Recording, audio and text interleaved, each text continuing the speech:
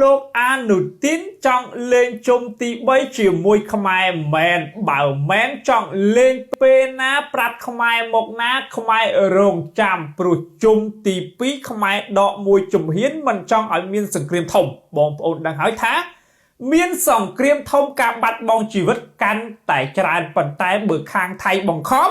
ខ្មែរមានតែតដៃឲ្យព្រោះរបស់ថ្មីសម្រាប់បាញ់ទន្ហោះមកច្រើនណាស់បាញ់មិនឲ្យខុសទេណាភាគីថៃការគម្រាមរបស់លោកអនុទិនបែបនេះបន្ទាប់ពីគណៈបករបស់លោកបានត្រឹម 3.1% ប៉ុណ្ណោះពីការស្ទុះមតិបោះឆ្នោតជ្រើសរើសនាយករដ្ឋមន្ត្រីអាណត្តិថ្មីចឹងលោកអនុទិនប្រើស្ទាយអីក៏ខ្មែរដឹងដែរចង់យកខ្មែរជាឈ្នន់មែនប៉ុន្តែយ៉ាងណាសូមផ្ដាំលោកអនុទិនថាកម្ពុជាអត់មានខ្លាចទេណាចង់លេងជុំទី3ពេលណាចូលមកណាលោកអនុទិន